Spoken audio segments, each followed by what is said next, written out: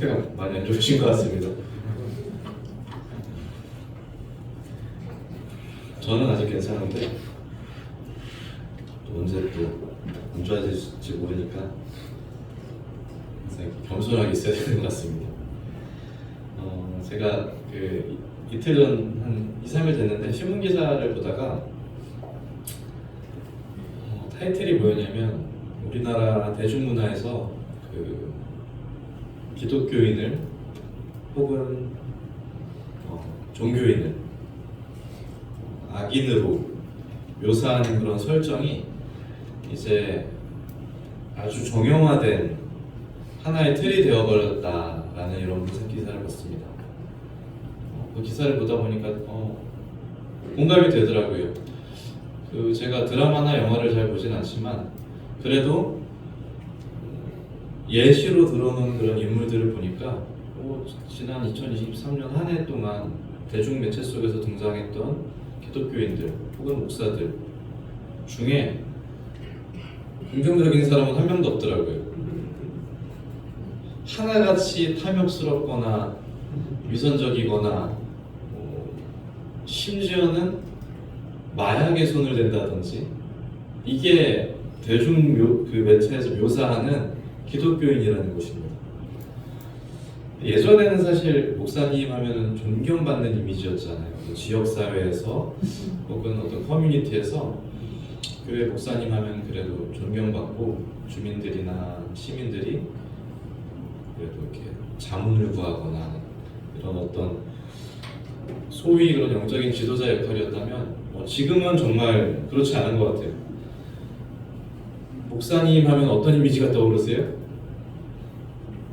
우리는 안 그러겠지만 밖에서의 대부분의 사람들은 부정적인 이미지를 먼저 떠올린다는 거예요. 이게 만들어낸 이미지든 아니면 현실이 그렇든 어쨌든 목사님 혹은 기독교인 하면 비춰지는 그 이미지가 이제는 굉장히 부정적인 이미지로 정형화됐다는 거예요. 그래서 2년 전인가 설문조사 결과에도 있었지만 그 기독교에 대해서 긍정, 부정 그런 조사를 했을 때 국민의 72%가 부정적인 이미지가 많다라고 답변을 했습니다. 그게 현실이라는 것입니다.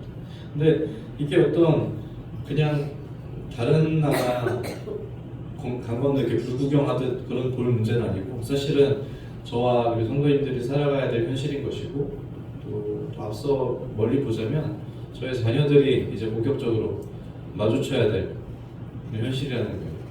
그 저희 둘째 아이 반이 한 반이 한 25명 정도의 학생들이 있습니다. 그 중에 교회 다니는 친구가 몇 명일 것 같으세요? 2명이라고 이제 했었어요. 시연이가 자체 조사를 했다고 합니다. 친구들에게 물어보면서 교회 다녀? 교회 다녀? 이렇게 물어봤는데 2명이라고. 이게 사실은 코로나 시대 이후로 점차 그 쇠퇴져 가는 그런 기독교의 역할과 더불어 기독교인과 성도들, 그리스도인들에게 덮어 씌워지는 이런 부정적인 이미지가 이제 앞으로 우리가 마주해야 될 참 큰 어려운 산인 것 같기도 한다는 그런 생각이 듭니다. 이런 것들을 우리가 이미지라고 하잖아요. 이미지. 딱 어떤 사람을 생각할 때 느껴지는 그런 이미지. 이게 그 우리 민수기 말씀을 잠깐 좀 보실까요? 민수기 12장.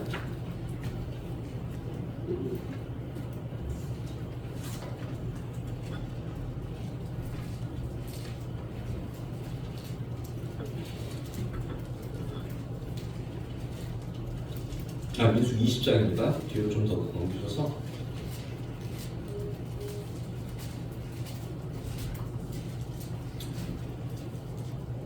민수기 20장은 광야 가운데서 이스라엘 백성들이 불순종했던 많은 장면 중에 하나인 무리바 물 사건이 등장합니다.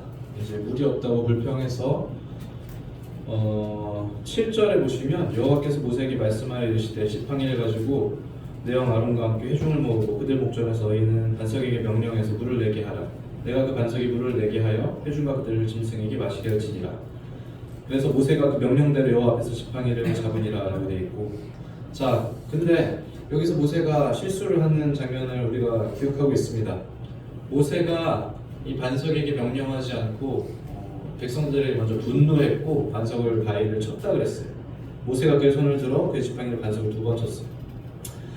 하나님께서 굉장히 분노하십니다. 이 장면 가운데서 12절에 보시는 대로 여호와께서 모세와 아론에게 이르시되 너희가 나를 믿지 아니하고 이스라엘 자손의 목전에서 내 거룩함을 나타내지 아니하므로 너희는 이 회중을 내가 그들에게 준 땅으로 인도하여 드리지 못하리라 하시니라. 우리는 모세의 일생을 잘 알고 있습니다. 그는 굉장한 특권을 포기했고 자신의 삶을 다 바쳤습니다. 광야 가운데서 이스라엘 백성들을 인도하는 이 일 가운데 자신의 살아온 인생을 대부분을 바치고, 그리고 참 얼마나 많은 그런 모욕과 그런 불합리한 그런 대우를 받았겠습니까? 그가 권리와 영광을 포기하고 이렇게 희생하고 순종했는데 결국에는 모세는 이 민수기 20장의 이 장면으로 말미암아 약속한 땅에 들어가지 못하게 된다는 겁니다. 이것은 굉장히 인간적으로 보면 불합리한 조사가 아닐 수 없습니다. 근데 하나님께서 왜 분노하셨는지 우리가 방금 읽은 12절에서 분명히 말합니다. 첫 번째는 나를 믿지 않았다는 거예요. 그리고 두 번째는 이스라엘 자손의 목전에서 내 거룩함을 나타내지 않았다는 것입니다. 조금 더 쉽게 표현하자면 하나님의 거룩한 이미지, 하나님의 거룩한 형상이 이스라엘 백성들 앞에서 드러내지 않았다는 거예요. 모세는 하나님의 대언자로서, 하나님이 선택하신 사람으로서 분명한 책임이 있었습니다. 그 책임은 이스라엘 백성들을 온전하게 광야로 인도해서 약속의 땅으로 이끌어가는 것일 뿐만 아니라 사실 그의 책임은, 더 중요한 책임은 뭐였냐면 하나님의 거룩하심을 회중에게 나타내는 것이었어요. 하나님을 알지 못하는 이스라엘 백성들에게, 하나님이 어떤 분이신지 알지 못하는 이스라엘 백성들에게 모세가 그의 삶과 그의 말로 하나님이 어떤 분이신지를 나타내는 그 책임이 있었다는 거죠. 그리고 이 책임은 오늘날 이 땅의 기독교인들, 그리고 저를 비롯한 성도님들에게도 동일하게 가지고 있는 그런 책임이라는 것입니다. 하나님의 거룩함을 나타내는. 하나님께서 창세기에 찾지는 않겠습니다만 사람을 만드실 때 단 한 가지 조건을 가지고 만드셨어요. 사람을 창조하실 때 그것이 무엇이었습니까? 잘생기게, 아니면 이렇게 어떤 다른 조건을 두신 것이 아니라 단 한 가지 조건, 하나님의 형상을 따랐어요. 하나님은 오직 그것만 몰두하셨습니다. 사람을 만드실 때 다른 조건들은 전혀 고려하지 않으시고 하나님의 형상을 어떻게 닮을지를 고민하셨던 거예요. 그래서 하나님의 형상을 따라서 사람을 만드셨어요. 로마서 8장에 이런 말씀이 있습니다. 하나님이 미리 아신 자들을 또한 그 아들의 형상을 본받게 하기 위하여 미리 정하셨다. 하나님께서 성도들을 부르실 때 왜 부르셨냐고 하냐면 그 아들의 형상을 본받게 하기 위해서. 그렇게 우리를 택정하셨다는 것입니다. 창조하실 때도 자신의 형상을 따라 만드셨고, 그리고 성도를 부르실 때도 그 아들의 형상을 본받게 하기 위해서 우리를 부르셨다는 거예요. 이 사실을 우리가 미루어 짐작해 보건대 우리에게 정말 중요한 것은 무엇입니까? 우리로 하나님의 형상을 드러내는 것입니다. 우리로서 하나님의 이미지를 세상에 보여지게 하는 것. 우리 너무나 잘 아는 마태복음 본문을 통해서 오늘 이 주제를 좀 묵상해 보고자 합니다. 마태복음 5장, 신약성경 마태복음 5장 13절부터 16절까지를 함께 읽도록 하시겠습니다.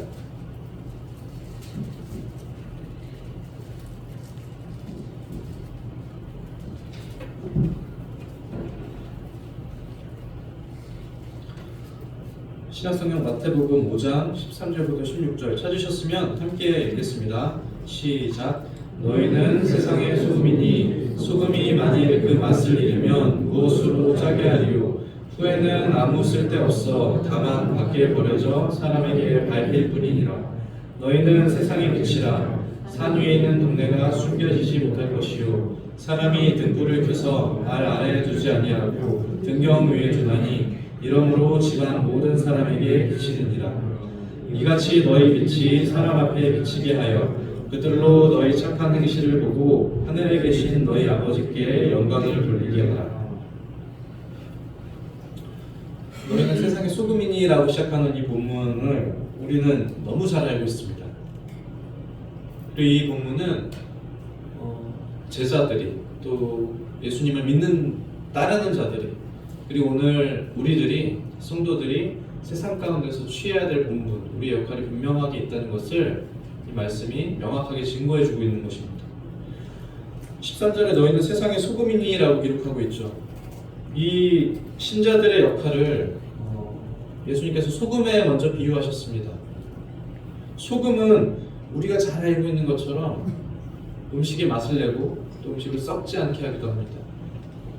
여기에서 말하는 이 소금의 역할이 맛을 내는 역할인지 혹은 뭐 썩지 않게 하는 역할인지 의견이 분분하지만 사실은 그건 중요하지 않은 것 같아요. 소금의 본질이 무엇이냐는 것입니다. 우리가 왜 소금을 사용하고 왜 소금이 소금이라고 불려지는 것인지, 무엇이 소금을 소금답게 하는 것입니까? 소금이 가루여서 소금입니까? 아니면 소금이 하얀색이어서 소금입니까? 소금은 짜기 때문에 소금인 것이죠. 소금의 분명한 본질은 그것이 짜다는 데 있어요. 그래서 그것이 맛을 내기도 하고 음식을 썩지 않게도 하는 것이죠. 그것이 소금 많이 가지고 있는 분명한 어떤 본질이라는 거예요. 짜다는 거. 그래서 본문에서는 소금이 짜다는 이 본질을 잃을 경우에 대해서 질문하고 있는 거예요. 만약 소금이 맛을 잃으면 어떻게 하겠느냐? 자, 소금의 본질이 짜다는 것이라면 그리스도인의 본질은 무엇이냐는 것입니다. 성도들의 본질, 예수님을 따르는 사람들의 이 본질을 한 문장, 한마디, 한 단어로 요약하자면 무엇으로 우리 그리스도인들을 설명할 수 있겠냐는 거예요. 그리스도인은 어떤 사람들입니까? 라고 말했습니다. 남들보다 착합니까? 뭐 남들보다 이렇게 잘 웃습니까? 아니면 일요일에 교회 나가는 것이 그리스도인의 본질입니까? 뭐 남들보다 손해보고 사는 것이 그리스도인의 본질입니까? 약해서? 어떤 것이 도대체 그리스도인의 본질이라는 거예요. 이런 수많은 그리스도인들의 외형적이나 부수적인 이런 특징 말고 나타나는 이런 특징 말고 정말 진짜 본질, 그리스도인들이 왜 그리스도인들이라고 불려지고 왜 우리가 그리스도인이 되었는지, 우리가 그리스도인으로 불리는 이유는 서두에 말한 것처럼 우리가 그리스도의 형상을 가지고 있기 때문에 그렇습니다. 그게 우리의 본질이죠. 다른 어떤 외형적인 그런 특징들, 우리의 어떤 인간적인 자랑들을 차추하고서라도 우리가 그리스도인인 것은 우리가 그리스도의 형상을 담도록 부름받았기 때문에 그런 것이죠. 왜 예수님의 제자들이 예수님의 제자로 불리는 것입니까? 예수님을 따르는 데 그 본질이 있는 것이죠. 왜 하나님의 자녀가 되는 것입니까? 그들이 하나님께 속해 있기 때문에 그런 것입니다. 우리를 우리 되게 하는 수많은 그런 특징들은 결코 우리에게 달려있는 것이 아니라는 거예요. 우리의 본질은 우리의 어떠함에 달려있는 것이 아니고 우리를 우리 되게 하신 하나님에게 속해 있다는 것입니다. 그것이 우리를 설명하는 그런 가치라는 거예요. 그리고 소금이 그 맛을 잃는 것처럼 우리가 그리스도의 형상을 잃어버린다면 그때는 우리는 가장 중요한 것을 잃어버리게 된다는 것입니다. 그것이 우리의 본질이라니까요. 그리스도의 형상을 담는 것. 근데 우리가 그 형상을 담는 것에서 잠시 떠나게 된다면 우리는 우리가 할 수 있는, 우리가 해야 되는 가장 중요한 것, 가장 유일한 것, 우리의 본질을 놓쳐버린다는 것입니다. 반찬이 만약에 짠맛을 잃으면 어떡합니까? 소금을 치죠. 국이 싱거우면 소금을 칩니다. 애찬 아까 했던 그 떡에도 소금이 좀 들어가더라고요. 짠맛이 없으면 소금을 넣어요. 자, 근데 소금이 짠맛을 잃으면 소금이 짠맛을 잃으면 그때는 어떻게 할 거냐? 네. 그것이 방금 우리가 들었던 이 본문에서 걱정하고 또 경고하는 바인 것입니다. 소금이 짠맛을 잃으면 버려진다고. 소금의 역할은 우리가 알고 있는 것처럼 음식의 부족함을 채우는 것입니다. 결코 다른 것으로 소금을 소금답게 하지 못한다는 거예요. 소금이 짠맛을 잃었다면 다른 것으로 소금에 부어서 소금의 짠맛을 살릴 수가 없다는 거예요. 우리가 세상의 소금이라고 하신 이유는 우리가 세상에게 영향을 줄 수는 있어도 세상으로부터 영향을 받을 수는 없다는 것입니다. 우리가 우리의 본질을 놓쳤을 때 그것으로부터 세상으로부터 그 본질을 채울 수가 없다는 거예요. 소금이 짠맛을 잃으면 어떡할 거예요? 그리스도인들이 그리스도의 형상을 잃으면 어떻게 할 거냐? 이 말씀을 우리가 돌아볼 때 우리의 창조의 목적, 그리고 우리의 부르심의 목적을 우리가 분명하게 기억할 수가 있는 거예요. 세상으로부터 우리가 필요를 공급받고 있는가? 아니면 우리가 세상에 어떤 우리의 긍정적인 역할을 공급하고 있는 것인가? 맛을 잃은 소금에 대한 평가는 우리가 방금 읽은 말씀에서 보는 것처럼 정말 처절하게만큼 냉정합니다. 그것은 쓸데없다라고 하셨어요. 다른 것으로 쓸 수가 없는 본질을 잃었다는 거예요. 그리스도인의 형상으로서 그리스도인으로서 그리스도의 형상을 잃어버린 그리스도인들은 어쩌면 이런 평가가 내리게 될 거예요. 정말로 쓸데가 없다. 아무리 말을 잘하더라도, 아무리 선행을 하더라도, 기부를 많이 하더라도, 사람들이 그 사람을 좋게 평가하더라도 그리스도의 형상을 잃었다? 본질을 잃었다. 중요한 걸 잃었다. 우리가 소금을 기억할 때 소금에 여러 종류가 있어요. 히말라야 솔트가 되게 값이 나가더라고요. 음식점에서 보니까. 뭐 무슨 핑크 소금도 있고 부드러운 소금도 있고 천일염도 있고 향기로운 소금이 있고 엄청 많단 말이에요. 유기농 소금도 있고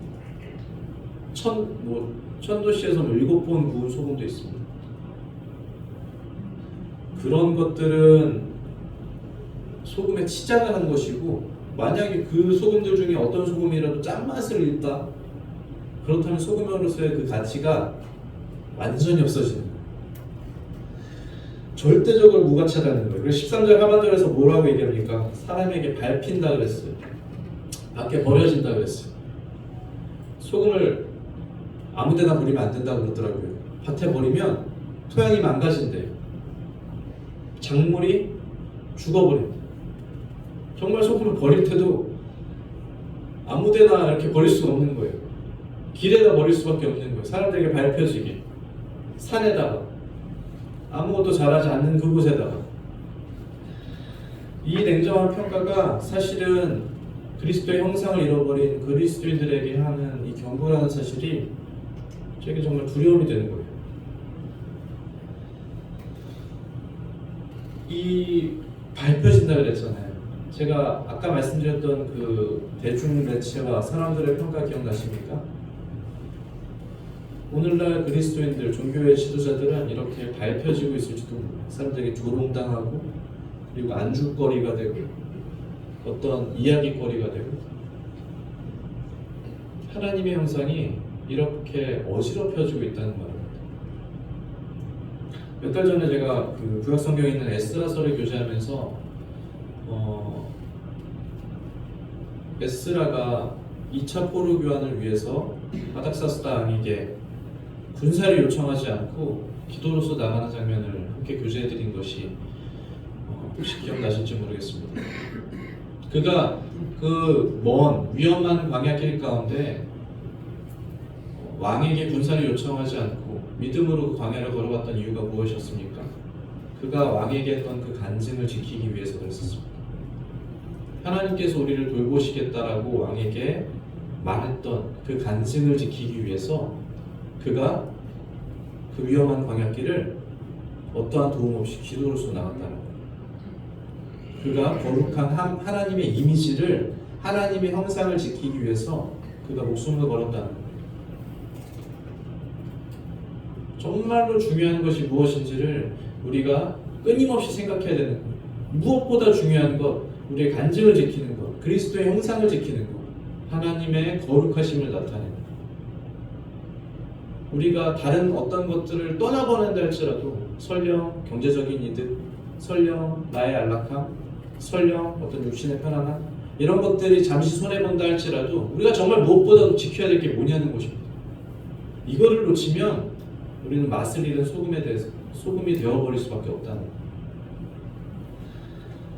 세상에 우리를 소금으로 부르신 개개인의 책임이 있습니다. 이건 저에게만 주어진 책임도 아니고 어떤 지도자들에게 주어진 책임도 아니고, 아까 말씀드린 것처럼 하나님께서 우리를 부르실 때 그리스도를 닮는 것, 하나님의 형상을 나타내는 것을, 그 하나의 목적을 위해서 저와 성도님들을 동일하게 부르셨다는 것입니다. 세상의 소금으로서의 이 책임은 누구도 회피할 수가 없다는 것입니다. 14절에 보시면 너희는 세상의 빛이라 라고 말씀하십니다. 이제 신자를 가리켜서 다시 한번 빛이라 라고 말씀하시죠. 이 빛은 우리가 알고 있습니다. 결코 숨겨질 수가 없어요. 그리고 여기 기록된 표현처럼 다른 숨겨진 것들도 드러나게 하는 것이 사실은 빛의 역할인 것이죠. 감추려 해도 저절로 드러나는 거예요. 사자성어정에 이제 주머니 속에 송곳이라는 표현으로 낭중시추라는 표현이 있죠. 감춰져도 어쩔 수 없이 드러난다는 거. 이게 지금 이 빛을 말하는 그런 표현 아닙니까? 감춰져도 어쩔 수 없이 드러나는 거. 세상에서 이 그리스도인을 볼 때 감춰져도 드러나야 됩니다. 어디에 있든 무슨 일을 하든 어떤 상황 가운데서라도 우리는 세상의 빛이라는 것입니다. 감춰질 수가 없고 감춰진 것들을 오히려 드러내게 한다는 거예요. 우리를 그리스도인이라고 부를 때 이 그리스도인이 어떻게 불려졌는지, 세상 사람들이 뭐 조롱으로 불렀던지 존경의 의미로 불렀던지 어떻게 됐든 간에 왜 그리스도인들로 칭해졌습니까? 그들은 누가 보더라도 그리스도인들이었기 때문입니다. 누가 보더라도, 불신자가 보더라도, 헬라 사람들이 보더라도, 로마 사람들이 보더라도 저 사람들은 정말 그리스도인이었거든요. 그리스도를 닮은 사람들, 그리스도에 미친 사람들, 그리스도의 길을 가는 사람들이었다는 거예요. 그래서 사도행전 11장에서 그들을 처음 그리스도인들로 불렀어요. 그들은 누가 보더라도 그리스도인들이었다는 거예요.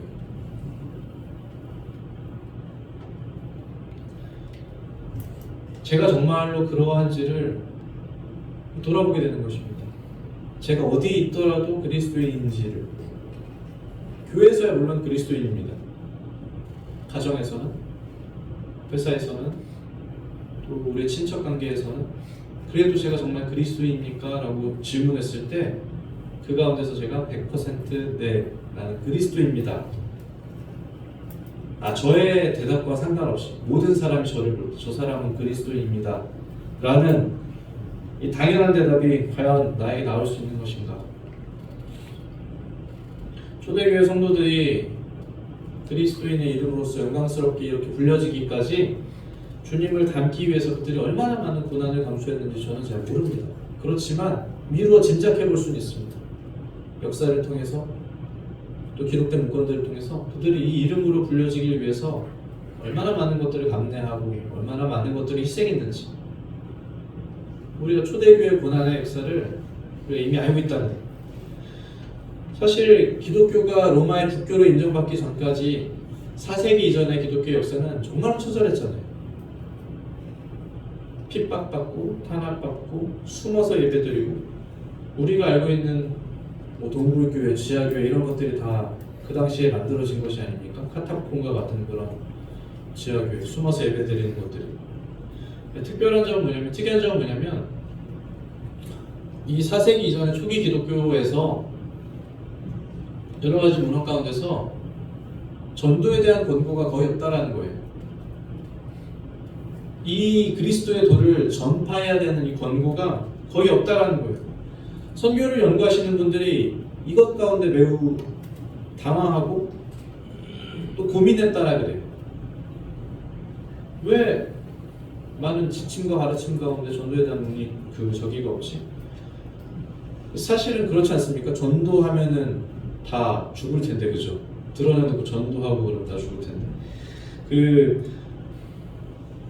초대 교부 중에 한 명이었던 키프리아누스라는 사람이 있었다라고 해요. 근데 그 사람이 성도들에게 120가지의 권면을 합니다.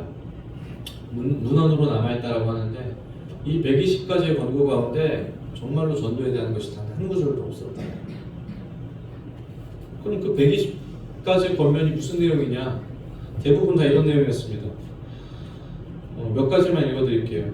만일 연합하는 행동과 행위가 없다면 세례와 성찬받는 것은 부질없는 짓입니다. 이방인과 구분되는 삶이랍시고 신자들끼리만 만나지 말고 비그리스도인들 속에서 소금처럼 살아가십시오. 정당한 임금을 제대로 지불하고 높은 이자를 취하지 마십시오. 악한 일을 당하면 보복하지 마십시오. 대부분의 내용이 그리스도인으로서 우리가 세상 가운데서 어떻게 살아가야 되는지 이 내용에 관계되지 전도나 선교에 관계되지 않았더라. 근데 이분뿐만 아니라 대부분의 가르침이 그랬다라는 거예요. 그런데 우리가 알고 있는 사실은 무엇입니까? 이 3세기, 4세기의 기독교가 폭발적으로 확산했고 가장 유례없는 선교여행, 전도여행이 일어나는 시기고 가장 급속도로 이 신자들이 늘어나는 시기라는 거예요. 전도에 대한 가르침이 전혀 없음에도 불구하고 결국에 이 늘어나는 교세를 감당하지 못해서 로마 제국은 기독교를 국교로 선언하게 된다는 거예요. 무엇 때문에? 전도나 선교 때문에? 아니요. 그리스도인들이 세상 가운데 소금과 빛으로 살아갔기 때문에, 그들이 그리스도의 형상을 확실하게 나타냈기 때문에 됐다는 것입니다. 그들이 하나님의 거룩하심을 분명하게 드러냈기 때문에, 개개인의 성도가 그들의 삶 가운데서 그리스도인이 어떻게 사는지를 보여줬을 때 하나님께서 놀라운 축복을 이 당시에 내려주셨다는 것입니다. 일전에 제가 다른 말씀 가운데서 초대교회 성도들에게 내려졌던 다른 거룩한 칭호에 대한 이야기를 드렸던 적이 있습니다.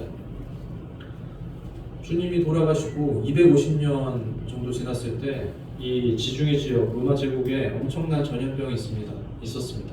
역사적으로 기록될 만큼 굉장히 큰 전염병. 수많은 사람들이 죽어가고 거리에 시체들이 정말 모래처럼 쌓아지는 그 시기, 아무도 서로를 돌아보지 않고 전염병에 걸릴까봐 모든 관계가 다 차단되는 그 시기에 그리스도인들만큼은 그들의 형제자매를 돌보고 쓰러진 사람들을 돌봤다는 거예요. 밖에서 사람들이 저 사람들은 왜 저럴까? 정말 이런 표현 쓰긴 좀 그렇지만 정말 미친 사람들 아닙니까? 그래서 사람들이 그들을 가리켜서 위험을 무릅쓰는 자들이라고 불렀어요. 그것이 초기 기독교인들에게 내려졌던 영광스러운 칭호 중 하나였던 파라볼라노이라는 표현이었습니다. 사람들이 그들을 가리켜서 저들은 위험을 무릅쓰는 자들이라고 불렀어요. 그들이 세상 가운데서 빛과 소금으로 살아가기를 주저하지 않았다는 것입니다.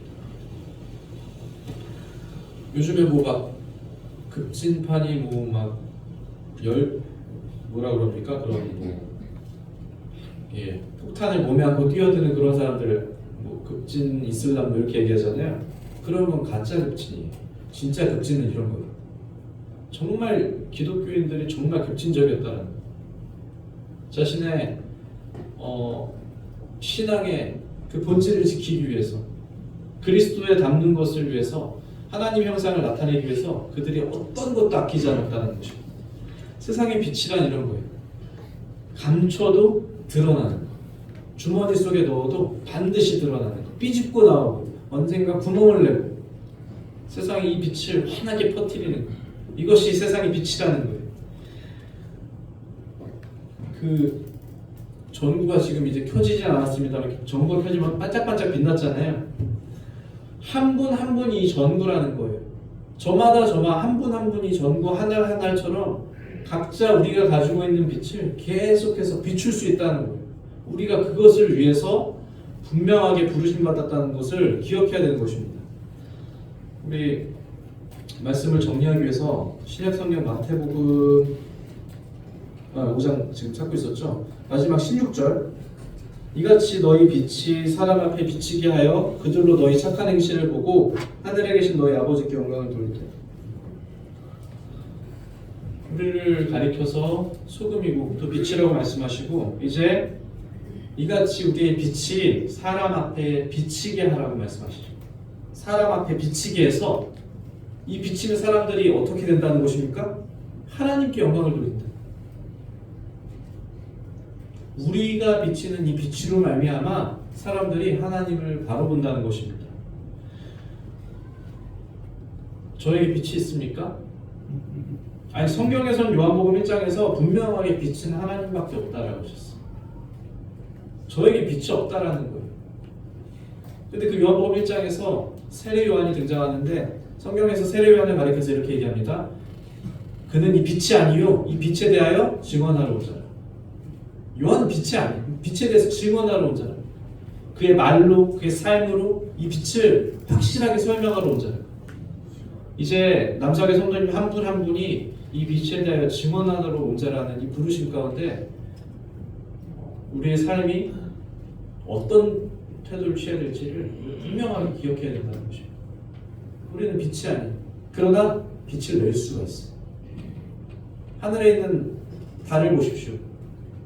달은 스스로 빛을 내지 않습니다. 그러나 밤하늘에 이 달이 온 세상을 환하게 비추는 이유는 무엇입니까? 달은 태양의 빛을 받아서 우리에게 다시 돌려주는 역할을 하는 것이죠. 달은 결코 빛이 아닙니다. 그러나 그 빛을 우리에게 전달해주고 있다. 성도님들 한 분 한 분은 빛이 아닙니다. 그렇지만 예수 그리스도는 빛이시죠. 그분은 태초부터 있었던 유일하신 빛이십니다. 이제 우리가 그분의 형상을 따라 지음받고 그분의 형상을 닮기 위해서 부르심받았다는 것은 우리가 그 빛을 완벽하게 전달할 수 있다는 것입니다. 캄캄한 밤에 달이 없다면 세상이 무엇으로 밝겠습니까? 가로등 이런 거 말고요. 달이 없다면 세상이 어떻게 이 깜깜한 밤을 보낼 수 있겠냐는, 그것이 오늘날 성도가 할 수 있는 위대하고 거룩한 역할인 줄로 믿습니다. 그래서 새해 가운데서는 우리 남사교회 성도님들 한 분 한 분이 주님의 빛을 이렇게 환하게 비추시는 그런 삶 되시기를 바라는 마음이 있습니다.